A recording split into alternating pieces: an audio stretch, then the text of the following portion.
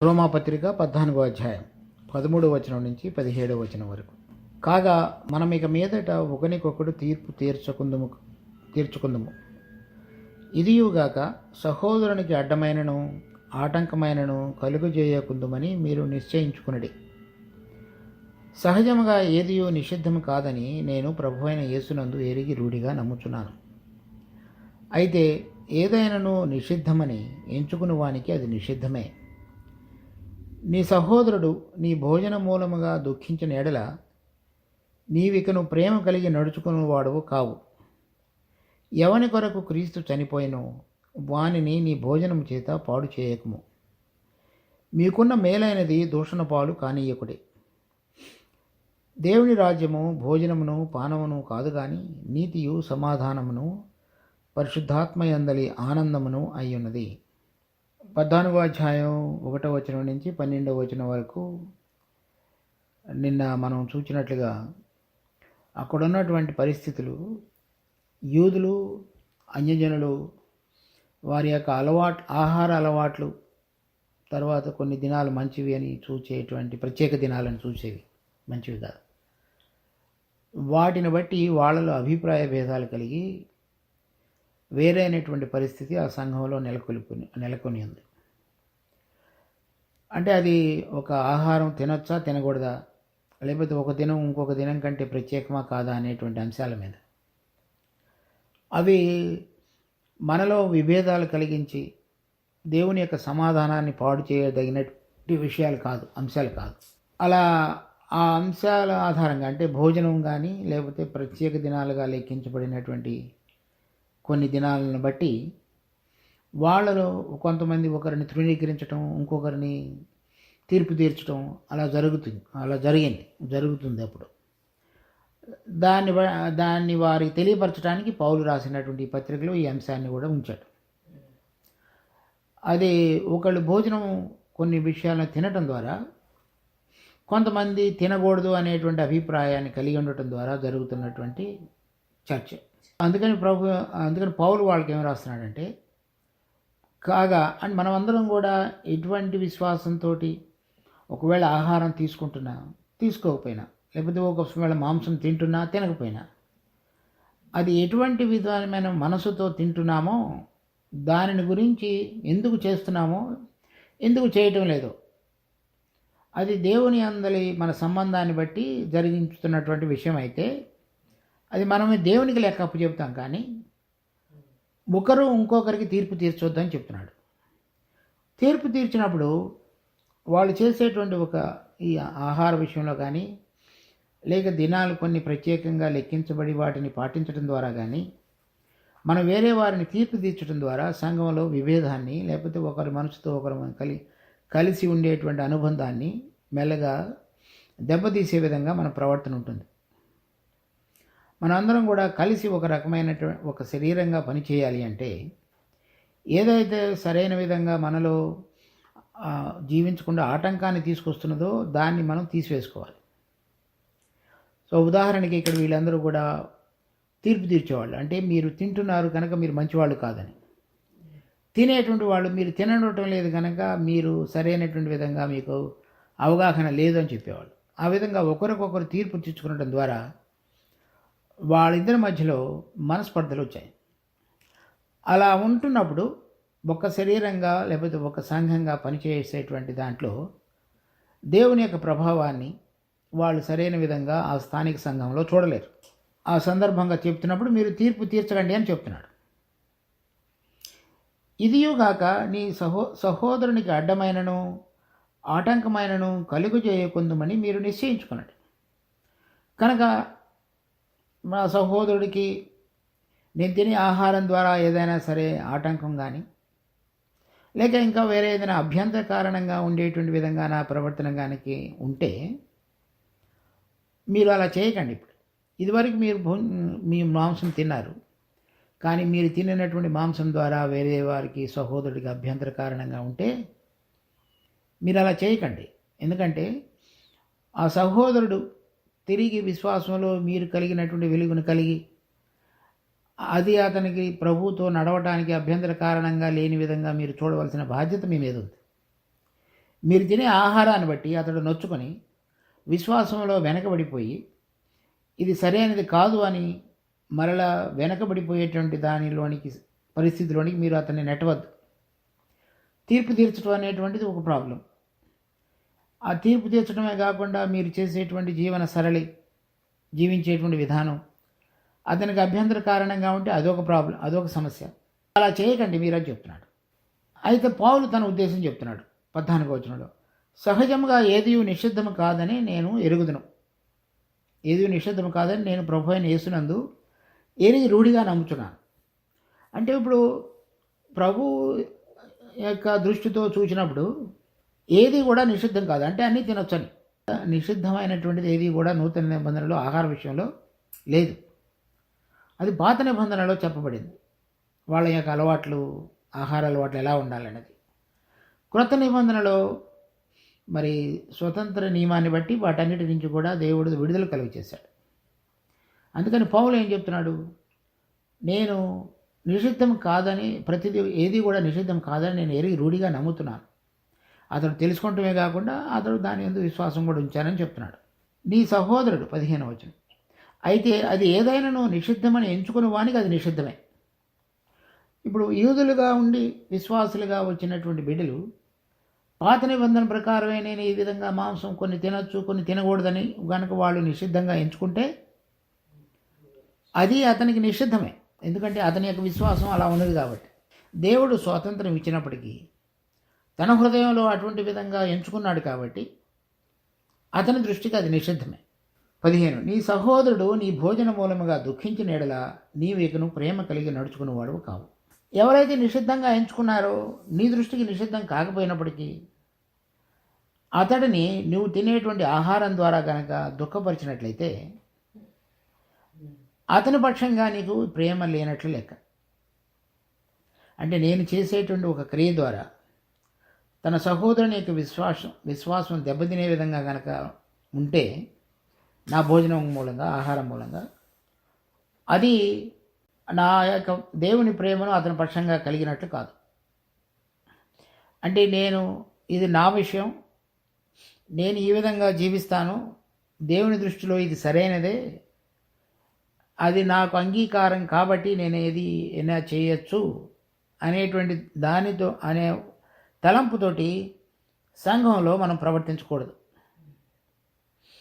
అంటే ఇంకొక చోట చెప్తాడు, 1 కొరింథీ 8వ అధ్యాయం 13వ వచనం, కాబట్టి భోజన పదార్థం వలన నా సహోదరునికి అభ్యంతరం కలిగిన ఎడల నా సహోదరునికి అభ్యంతరం కలుగు చేయకుండాటికై నేను ఎన్నటికి మాంసం తినను.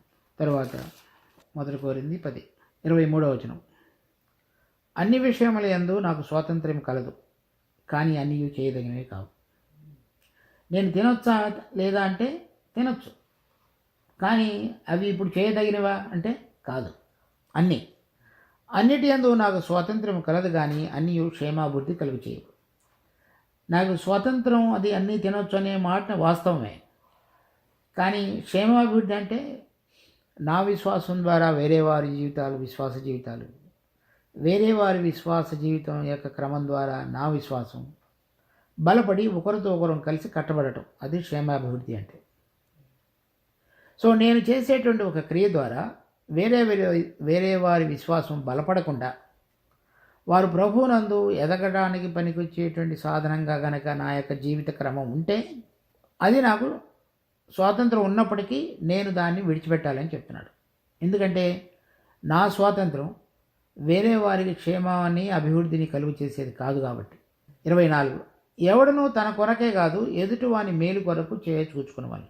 కనుక నాకు ఇష్టం వచ్చింది, నాకు నష్టం కలిగించట్లేదు, నేను ఉండగలను అనుకుని జీవించుకునేటువంటి జీవితం సంఘ జీవితంలో కుదరదు. నా ప్రవర్తన ప్రతి దాంట్లో కూడా యోగ్యమైన విధంగా ఇతరుల క్షేమాన్ని, మేలును చేసేటువంటి విధంగా నా యొక్క ప్రవర్తన ఉండాలి. అది ఆహారపు అలవాటైనా సరే, ఇంకా వేరే ఏదైనా అలవాట్లైనా సరే. 25, మనస్సాక్షి నిమిత్తము ఏ విచారణ చేయక కటికి వాని అంగడిలో అమ్మునదేదో దాన్ని తినవచ్చును, భూమియు దాని సంపూర్ణతయు ప్రభువునని ఉన్నవి. అంటే ఎటువంటి విధంగా మనకి మనస్సాక్షి కనుక ఇది తినకూడని మాంసం అని అంటే అది తినొచ్చు. లేక మనస్సాక్షి కనుక నీకు చెప్తుంటే ఇది వేరైన మాంసం, ఇది తినకూడదు, ఇది అపవిత్రం అంటే నువ్వు తినకు. సో ఇక్కడ 14వ అధ్యాయంలో రోమపత్రికలో కూడా చెప్పబడింది కూడా, అక్కడ 10వ అధ్యాయంలో చెప్పబడింది కూడా, నాకు అన్నీ చేయదగిన స్వతంత్రం ఉన్నప్పటికీ కూడా అన్నీ చేయదగినవి కావు, నేను అన్నింటినీ చేయదగిన స్వతంత్రం ఉన్నప్పటికీ అన్నీ కూడా క్షేమాభివృద్ధి కలుగు చేయవు. ఇక్కడ కూడా అదే చెప్తున్నాడు. మళ్ళా రోమపత్రిక 14వ అధ్యాయం 15వ వచనం, నీ సహోదరుడు నీ భోజన మూలముగా దుఃఖించిన ఎడల నీవికను ప్రేమ కలిగి నడుచుకునేవాడు కావు. ఎవని కొరకు క్రీస్తు చనిపోయినో వానిని నీ భోజనం చేత పాడు చేయకు. అంటే క్షేమాన్ని కలిగించే విధంగా నువ్వు నడుచుకోనకపోతే, అతని యొక్క విశ్వాసాన్ని నువ్వు బలహీనపరిచినట్లయితే నువ్వు అతని జీవితాన్ని పాడు చేసినట్లుగా అవుతుంది. దేని ద్వారా? నీ చేసేటువంటి భోజనం ద్వారా. 16, మీకున్న మేలైనది దూషణ పాలు కానీయకుడి. ఏంటి మీకున్న మేలైనది? ప్రభు మనందరినీ విడుదల కలుగు చేసి అందరినీ కలిపి ఒక శరీరంగా, ఒక సంఘంగా కట్టుతున్నటువంటిది మేలైనది. మనందరం కూడా లోక మర్యాదను విడిచిపెట్టి పరలోక సంబంధమైనది ప్రభువుతో జతపరచబడింది, మృతుల్లో నుంచి పునరుద్ధానుడై తిరిగి లేచినటువంటి ఆయన జీవం ద్వారా నూతనంగా మనందరం కలిసి నడిపించబడుతున్నటువంటిది మేలైనది. ఆ పరలోక సంబంధమైన జీవం మనలో పనిచేయుట అనేటువంటి అంశాన్ని ఒక ఆహారం ద్వారా, ఒక తినటం ద్వారా, త్రాగటం ద్వారా దాన్ని మీరు పాడు చేయొద్దు. దేవుడు రకరకాలైనటువంటి నేపథ్యం నుంచి పరిశుద్ధులుగా పిలువబడినటువంటి మనందరినీ కూడా జతపరిచిన తరువాత మనందరి ద్వారా ఆయన పరలోకపు మహిమను, ఆయన గుణాలను సంఘం ద్వారా, స్థానికంగా కూడి వచ్చున్నటువంటి బిడ్డల ద్వారా పరలోక సంబంధమైనటువంటి అంశాలను తెలియపరిచి వారి జీవన విధానంలో దాన్ని చూడాలని కోరుతున్నాడు. ఈ చిన్న చిన్న విషయాల ద్వారా ఆ మేలైనటువంటి దాన్ని మనం దూషణ పాలు, అంటే దాని యొక్క క్రమాన్ని చెడగొట్టి వేరే లోకంలో ఏ విధంగా ఒకరికొకరు మేలైనది వాళ్ళు ఇష్టంగా స్వతంత్రంగా చేసుకుంటూ జీవించి నష్టపోయే అవకాశాలు ఉన్నాయో మీరు అలా చేయొద్దు అని చెప్తున్నాడు.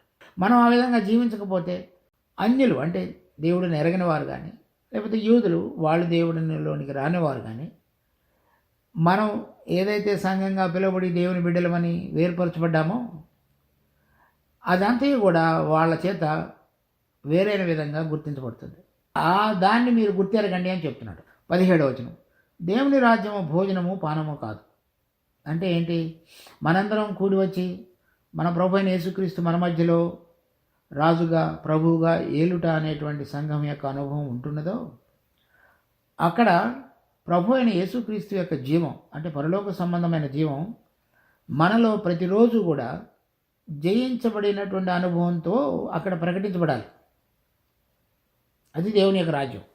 దేవుని యొక్క రాజ్యం అంటే దేవుడు మన మధ్యలో ఉండి ఏలటం, మనం ఆయనకి లోబడినటువంటి ప్రజలకు ఆయన యొక్క చిత్తాన్ని, ఉద్దేశాన్ని తెలుసుకొని దానిని సరైన విధంగా శిరసావహించి చక్కగా మన అందరి జీవితాల ద్వారా, ఒకరి ద్వారా కాదు, మన అందరం కలిసిన జీవితాల ద్వారా మన మధ్యలో ప్రభు ఏలుతున్నాడు అని చెప్పగలిగేటువంటిది దేవుని యొక్క రాజ్యం. అది మేలైనది. మీరు ఆ ప్రభు మన మధ్యలో ఏలుతున్నాడు అనేటువంటి దానికి గుర్తు ఒకరికొకరు తీర్చుకోవటం, అభ్యంతర కారణంగా ఉండటం, ఆటంక కారణంగా ఉండటం, తిరస్కరించటం, తృణీకరించటం, అటువంటివి జరిగించినప్పుడు దూషణ పాలవుతుంది. మేలైనది ఏంటి? దేవుడు మన మధ్యలో ఉండి ఏలుతున్నాడు, ఆయన ప్రభుత్వము లేక అధికారం కింద దైవ నియమాలతో కూడినటువంటి ప్రభు యొక్క పునరుద్ధాన సంబంధమైన జీవాన్ని మేమందరం కలిసి ప్రకటించగలుగుతున్నాం. కలిసి ప్రకటించడం అనేటువంటిది దేవుని రాజ్యం.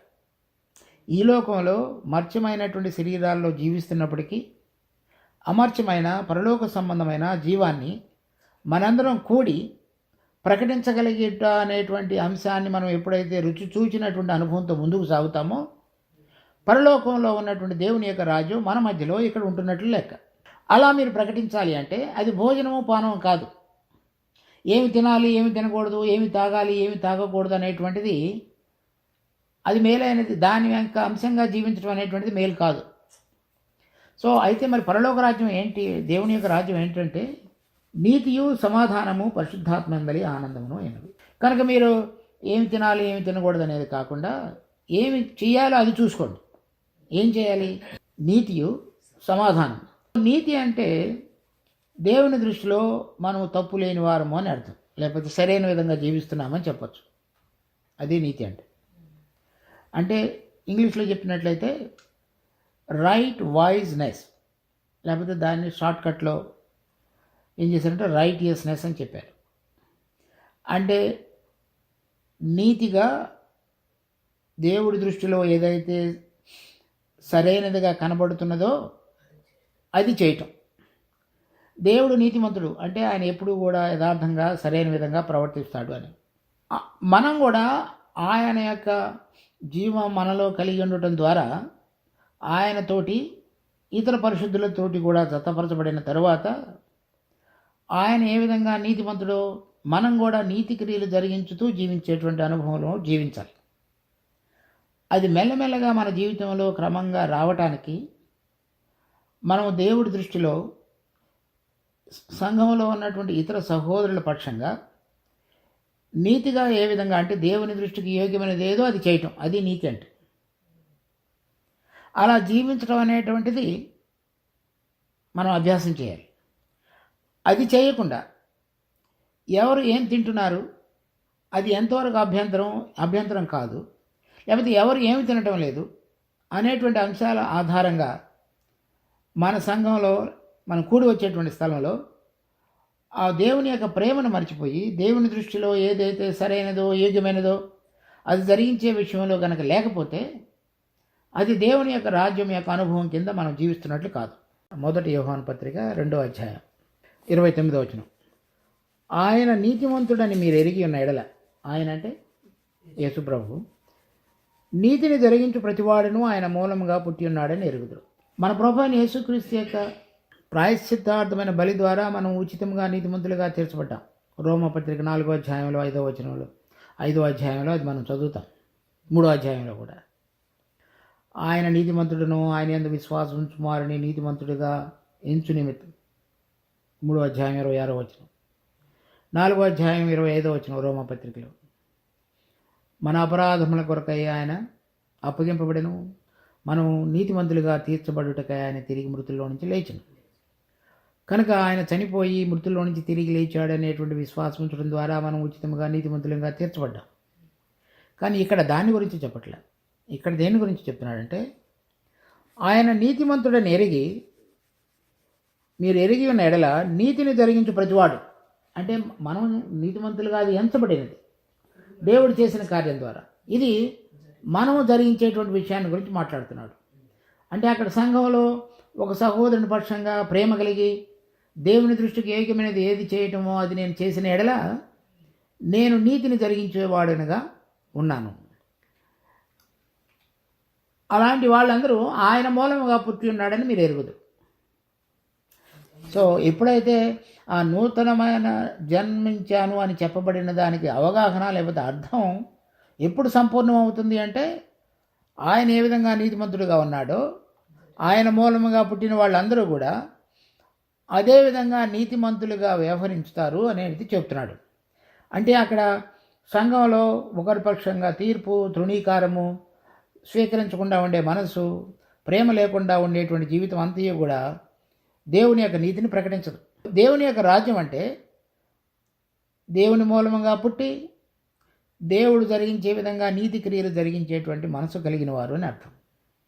అప్పుడు మనం తిరస్కరించడం కానీ, తృణీకరించడం కానీ, తీర్పు తీర్చడం కానీ అవి ఏవి కూడా చేయరు. తర్వాత కీర్తనలు 7వ అధ్యాయం 8వ వచనం, యెహోవా జనములకు తీర్పు తీర్చువాడు, యెహోవా నా నీతిని బట్టియు నా యథార్థతను బట్టియు నా విషయంలో నాకు న్యాయం తీర్చుము. తర్వాత 5వ అధ్యాయం 12వ వచనం కీర్తన, యెహోవా నీతిమంతులను ఆశీర్వదించువాడు నీవే, అంటే నీతి క్రియలు జరిగించేవారిని. తర్వాత 11వ అధ్యాయం కీర్తన 7వ వచనం, యెహోవా నీతిమంతుడు, ఆయన నీతి క్రియలను జరిగించు వారిని ప్రేమించువాడు. తర్వాత 5వ అధ్యాయం, యెహోవా నీతిమంతులను పరిశీలించడం. అంటే ఇక్కడ చెప్పబడినటువంటి అంశాలన్నీ కూడా దేవుని చేత ఉచితంగా నీతిమంతులుగా తీర్చబడుట అనేటువంటి దాని గురించి కాదు.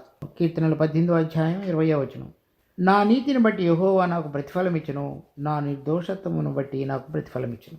కనుక మనం నీతి అనేటువంటి దాన్ని మనం ఆ విధంగా జరిగించటప్పుడు అంటే ఇతరులకు అభ్యంతర కారణంగా అభ్యంతర కారణం కలగకుండా జీవించగలిగేటువంటిది దేవుని దృష్టిలో నీతిగా ఎంచబడుతుంది. మొదటి యోహాను పత్రిక 3వ అధ్యాయం 10వ వచనం. దీనిని బట్టి దేవుని పిల్లలెవరో అపవాది పిల్లలెవరో తేటపడరు. నీతిని జరిగించని ప్రతివాడు తన సహోదరుని ప్రేమింపని ప్రతివాడును దేవుని సంబంధులు కారు. అంటే దేవుని దృష్టిలో యోగ్యమైనది యథార్థమైనటువంటిది జరిగించిన వాళ్ళు దేవుని సంబంధులు కారు. కనుక సంఘంలో విభేదాలు, తీర్పులు, తృణీకారము, తిరస్కారంతో కూడిన మనసుతో కలిగి వ్యవహరించేటువంటి వాళ్ళు దేవుని సంబంధులు కారో చెప్తారు. 7వ వచనం అదే అధ్యాయంలో, చిన్నపిల్లలారా ఎవరిని మిమ్మల్ని మోసపరచనీయకుడి, ఆయన నీతివంతుడు అయినట్లు నీతిని జరిగించు ప్రతివాడును నీతిమంతుడు. అలా మనందరం కూడా అటువంటి విధంగా ఈ దేవుని యొక్క రాజ్యం అనేటువంటి దాంట్లో ప్రవేశించాలి అంటే ఆ 1000 ఏళ్ల పరిపాలనలో ఇప్పుడు దీన్ని అభ్యాసపూర్వకంగా మనందరం కలిగి ఉండాలి. మన ప్రవర్తన ద్వారా ఎవరికైనా అభ్యంతర కారణంగా ఉండి సరైన విధంగా ప్రభువును వారు వెంబడించకుండా ఉండటానికి కారణం మనమైనట్లయితే దేవుడు దాన్ని సరైన విధంగా ఎంచడు. మా రోమాపత్రిక 14వ అధ్యాయం 17వ వచనం. సమాధానము. సమాధానం అంటే ఇక్కడ ఏంటి? దేవుడు మనకు అనుగ్రహించిన సమాధానాన్ని గురించి మాట్లాడట్లా, లేక దేవుడు మనతో సమాధానపరచబడినటువంటి యేసు ప్రభు యొక్క రక్తం యొక్క క్రియ ద్వారా జరిగించిన దాన్ని బట్టి చెప్పట్లా, లేక మనకున్నటువంటి పరిస్థితుల్లో మన హృదయాలలో దేవుడు కుమ్మరించి నెమ్మది కలుగు చేసినటువంటి సమాధానాన్ని గురించి చెప్పట్లా. ఒకరితో ఒకరు మనం ఎటువంటి విధంగా ఉంటామో దాని గురించి చెప్తున్నాడు. దానికి ఒక కీర్తన ఉంది. కీర్తన 133వ అధ్యాయం. ఆ కీర్తన 3 వచనాలు ఉన్నాయి, నేను మొత్తం చదువుతాను. సహోదరులు ఐక్యత కలిగి నివసించుట ఎంత మేలు, ఎంత మనోహరము. అది తల మీద పోయబడి అహరోను గడ్డము మీదగా కారి అతని అంగీల అంచు వరకు దిగజారిన పరిమళ తైలము వలె ఉండును. సియోను కొండల మీదకి దిగివచ్చు హెర్మోను మంచు వలె నుండును. ఆశీర్వాదమును శాశ్వత జీవమును అచ్చట ఉండవలనని యెహోవా సెలవిచ్చున్నాడు. అంటే సహోదరుడు అంటే ఇప్పుడు సంఘాన్ని గురించి చెప్తున్నాడు. వాళ్ళందరూ కూడా ఐక్యత కలిగి నివసించడం ఎంతో మేలు, ఎంత మనోహరం. అంటే సమాధానంతో కూడినటువంటి జీవితం కలిగి ఉండటం అనేటువంటిది ఎంతో మనోహరం. అది తర్వాత వాళ్ళకి క్షేమం కూడా. అది ఇందాక మనం అక్కడేం చదివాం, ఏదైనా సరే క్షేమాన్ని కలిగించినది చేయకూడదు. ఇలా ఐక్యత కలిగి ఉండటం ద్వారా ఒకళ్ళ ద్వారా ఒకళ్ళకి మేలు, తర్వాత అది ఎంతో సుందరంగా లేకపోతే చక్కగా ఉంటుంది, మనోహరంగా మన హృదయానికి నెమ్మది కలిగజేసేదిగా ఉంటుంది. అది ఎలాంటిదంటే దాంతో పోల్చాడంటే 2 విషయాల ద్వారా పోల్చాడు. వారు ఒకరినొకరు అర్థం చేసుకొని సరైన విధంగా అతకబడి ప్రభువుతో సంబంధంలోనికి జీవించడం అనేటువంటిది. అది తల మీద పోయబడి అహరోను గడ్డమ మీదగా కారి అతని అంగీల అంచు వరకు దిగజారిన పరిమళ తైలం వలె ఉండడం. ఆ పరిమళ తైలం అనేటువంటిది అహరోను గడ్డం మీద పోసేటువంటిది అభిషేక తైలం అంటారు. అది వేరే వాళ్ళు ఎవరు చేయకూడదు. ఎటువంటి వస్తువులు వాడి ఏ సమపాళ్ళలో వాడాలో ఆ పాళ్ళలో వాడి ఆ తైలాన్ని చేయమని కూడా నిర్గమకాండంలో రాయబడింది. ఆ పరిమళ తైలం అహరోను అభిషేకించబడినప్పుడు అతని తల మీద పోయబడినటువంటిది. ఎవరైనా రాజు కానీ ప్రవక్త కానీ తర్వాత యాజకుడు కానీ అభిషేకించబడినప్పుడు పరిమళ తైలాన్ని వాడతారు. ఇక్కడ యాజకుడిని గురించి చెప్తున్నాడు. ఆ యాజకుడు తల మీద పోయబడినప్పుడు అతని గడ్డం మీద అది చివరకు కారి అతని యొక్క అంగీల అంచుల వరకు చేరుతుంది. అంటే అది ఒక 6 అడుగుల వ్యక్తి ఉన్నాడు అనుకోండి, తల మీదగా కారి మెల్లమెల్లగా తన శరీరం అంతటిలో కూడా జారి చివరి పాదాల యొక్క అంగీల అంచు వరకు కూడా చేరేటువంటి సమయం అంతటిలో కూడా తన శరీరాన్ని అంతటిని కూడా ఆ పరిమళ తైలం అంటే దాదాపుగా తడిపి మొత్తం అంటే ముద్దలాగా కాకపోయినా ఆ పరిమళ తైలం కారి ఆ వాసన మెల్లమెల్లగా అదంతా కూడా విస్తరించి వెదజల్లుతుంది. అటువంటి విధంగా మీలో మీరు సమాధానం కలిగి ఉండటం ద్వారా ఆ సంఘాన్ని కలిగి దర్శించినటువంటి ప్రతి ఒక్కరూ కూడా లేకపోతే మీతో సంబంధం కలిగిన ప్రతి ఒక్కరూ కూడా అటువంటి సువాసనను చూడగలిగేటువంటి విధంగా ఉంటుంది. దేవుని యొక్క రాజ్యం అనేటువంటిది మనందరం కూడి వచ్చినప్పుడు అటువంటి పరిమళ సువాసన వెదజల్లేటువంటి దానికి సాధనంగా ఉంచుట అనేటువంటిది చూడాలి. కానీ మనలో మనకి సమాధానం కనుక లేకపోయినట్లయితే పరిమళ తైలానికి బదులుగా అది దూషణ పాలవుతుంది. తిరస్కారం, తృణీకరించుట, తీర్పు అనే దానికి బదులుగా కలిసి ఉంటున్నప్పుడు ఇటువంటి పరిమళ తైలపు సువాసన వెదజల్లబడేటువంటి సాధనంగా దేవుడు మనని ఉంచుతాడు. అటువంటి దాని కొరకు మనం చూడాలి. తర్వాత సియోను కొండల మీదకి దిగివచ్చు హెర్మోను మంచు వలె ఉండను. సియోను కొండల మీద ఎప్పుడు కూడా మంచు కురవదు. అక్కడ ఎండినటువంటి గాలి, డ్రై ఎయిర్ అంటారు. తర్వాత కొంచెం అంత నీళ్లు ఎప్పుడు కూడా పుష్కలంగా ఉండేటువంటి స్థలం కాదు. కానీ హెర్మోన్ అనేటువంటిది ఇక్కడ యెరూషలేములో ఉన్నటువంటి పట్టణానికి ఉత్తరాన ఒక 120 మైళ్ళు అంటే 200 కిలోమీటర్ల దూరంలో ఉంటుంది. అక్కడ కొంచెం మంచు, తర్వాత నీళ్లు పుష్కలంగా ఉండి సరైన విధంగా కొండలు వాగుల ద్వారా పారుతూ ఉంటాయి. ఇక్కడ అటువంటిది ఉండదు సియోను కొండల మీద. కానీ సహోదరులు కనుక సరైన విధంగా జీవించినట్లయితే ఆ హెర్మోను కొండ మీద ఏ విధంగా మంచు పడి దాన్ని అంతటిని తడిపి సరైన విధంగా భూమిని సస్యశ్యామలం చేసేదిగా ఉంటుందో అటువంటి విధంగా సహోదరులు ఐక్యత కలిగి జీవించడం ద్వారా ఎండిన ప్రదేశాన్ని కూడా వారు నీటి సాంద్రత కలిగినటువంటి విధమైనటువంటి దానిగా మార్చగలరు అని చెప్తున్నాడు. అక్కడ నిత్య జీవమును ఆశీర్వాదం అంటే దేవుని యొక్క ఆశీర్వాదం కనుక చూడండి, సంఘంలో మనందరం కలిసి ఒకరితో ఒకరు ఆ విధంగా జీవించడం ద్వారా ఆ స్థలంలో దేవుని యొక్క ఆశీర్వాదాన్ని దేవుడు వాగ్దానం చేస్తున్నాడు. ఆ స్థలంలో దేవుని యొక్క జీవాన్ని మనందరం కలిగి ఇక్కడ ఉంటున్నప్పటికీ పరలోక సంబంధమైన జీవం కలిగి జీవించడానికి పనికొచ్చేటువంటి సాధనంగా సంఘంలో దేవుడు దాన్ని ఉంచుతున్నాడు. కనుక మనం చిన్న చిన్న విషయాల ద్వారా దేన్నైతే దేవుని యొక్క సమాధానం మనలో, ఆ సమాధానంతో ఒకరితో ఒకరు మనం ఏ విధంగా వ్యవహరించాలో అది పాడు చేసుకోనకుండా సరైన విధంగా జీవించాలి. అప్పుడు ఎక్కడైతే ఎండిన ప్రాంతంగా ఉంటుందో దాన్ని కూడా సస్యశ్యామలంగా మార్చబడే విధంగా దేవుని యొక్క ఆశీర్వాదము, దేవుని యొక్క జీవం మనలో ఉండి మనకి నిజమైనటువంటి తృప్తిని, ఆనందాన్ని కలుగజేస్తాయి అని పౌలు వాళ్ళకు చెప్తున్నాడు. రోమాపత్రిక 14వ అధ్యాయం 17వ వచనం. పరిశుద్ధాత్మ అందలి ఆనందమైనది. ఎప్పుడైతే ఈ నీతి క్రియలు జరిగించుతూ నిజమైనటువంటి సమాధానాన్ని కాపాడుకుంటూ ఉంటామో ఆ రెండు కూడా దేవుడు ఏ విధంగా వ్యవహరిస్తాడో అటువంటి దానికి సంబంధించిన విషయాలు. ఏవి? నీతిగా జరిగించటం కానీ, సమాధానం కలిగి ఉండటం కానీ. అంటే ఈలోక సంబంధమైనటువంటి విషయాలు మనలో పనిచేయకుండా దేవుని సంబంధమైనటువంటి నీతి కానీ, సమాధానం కానీ పనిచేయటం. అందును బట్టి పరిశుద్ధాత్మ యందలి ఆనందం కూడా మనలో అధికంగా చేస్తాడు. ఎందుకంటే మనము ఆయనను పోలి నడుచుకున్నప్పుడల్లా దేవుని యొక్క ఆనందం ఆత్మలో మనకి అధికమవుతుంటుంది. అలా కాకుండా జీవించిన జీవితం మనకెంతో నష్టం. మనం సరైన విధంగా జీవించకపోవడం ద్వారా మేలైనది దూషణ పాలయ్యేటువంటి అవకాశం.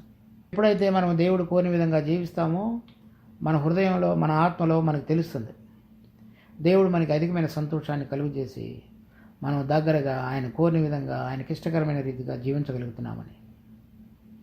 కనుక సంఘంలో కూడి వచ్చేటువంటి బిడ్డలు రోమాపత్రికలో రాయబడినట్లుగా ఇప్పుడు మనం కూడి వచ్చేటువంటి స్థలాల్లో కానీ ఎక్కడైనా సరే చిన్న చిన్న విషయాల ద్వారా ఏవి కూడా దేవుని యొక్క సమాధానాన్ని మన హృదయాలలో వేరే వారితో, తర్వాత దేవుడు ఏ విధంగా నీతిగా కోరుతున్నాడో ఆ విధంగా కాకుండా వేరైన విధంగా జీవించేటువంటి ప్రతి దాని నుంచి కూడా మనం జాగ్రత్తగా కాపాడుకుంటూ పరిశుద్ధాత్మందలి ఆనందంతో ఎదుగుతూ ముందుకు సాగాలని ప్రభు కోరుతున్నాడు. ప్రార్థన చేసుకున్నాం. మా జీవం కలిగిన తండ్రి, మరోసారి మీకు ఎంతో వందనాలు. రోమాపత్రికలో రాయబడినటువంటి అంశాల ద్వారా ఈ దినము మా గమనానికి మీరు తీసుకొచ్చిన విషయాలను బట్టి మీకు స్తుతి స్తోత్రాలు. దేవుని రాజ్యము మరి ఆ భోజనమును పానమును కాదు కానీ నీతియు సమాధానము పరిశుద్ధాత్మ యందలి ఆనందమునైనవి. ఆ వెలుగులో మేము ప్రతి ఒక్కరం కూడా జీవించగలుగుటకు మాకు కావలసిన కృపను ప్రసాదించు. మనిషి సహజంగా, స్వార్థంగా, వ్యక్తిగతంగా తను ఒకడు మాత్రమే తను చేయుచున్నది, తను జీవిస్తున్నది సరైనదని నిరూపించడానికి చేసే ప్రతి ప్రయత్నం కూడా అది మీకు ఆటంకంగాను, వేరే వారికి అభ్యంతర కారణంగాను ఉండేదిగా ఉంటుండగా మేము ఆ వెలుగును కలిగి మా ప్రభు ఏ విధంగా అందరి కొరకు చనిపోయి అందరి యొక్క మేలు కొరకు తన జీవితాన్ని అర్పించాడో మేము కూడా ఇతరుల యొక్క జీవితంలో ఇతరుల యొక్క మేలు కొరకు మాకు ఇష్టకరమైనటువంటిది స్వతంత్రం కలిగి ఉన్నప్పటికీ కూడా అవి చేయకుండా ఉండగలిగేటువంటి నూతన మనసు మా అందరికీ ప్రసాదించు. ఎందుకనగా రాబోతున్నటువంటి మహిమ కలిగిన పరలోక రాజ్యం యొక్క విలువ ఇక్కడ మేము తినుట త్రాగుట అనేటువంటిది కాదు, కానీ ఆ రాజ్యం యొక్క విలువను మేము గుర్తెరిగి ఏవి విడిచిపెట్టాలో అవి విడిచిపెట్టగలుగుటకు, మా సహోదరులను ప్రేమించే విషయంలో అభ్యంతరకారణంగా ఉండే ప్రతిదాన్ని తొలగించుకున్నట్టుకు, మీరు కోరుతున్న మేలైనది మేము గ్రహించి ఆ ప్రకారంగా జీవించగలుగుటకు మాకు నేర్పమని ప్రార్థిస్తున్నాం. ఈ వాక్యాన్ని మా కొరకు ఆశీర్వదించమని వేడుకుంటూ మా ప్రభువు మా రక్షకుడైన యేసు నామమున ప్రార్థించి వేడుకుంటున్నాం తండ్రి. ఆమేన్.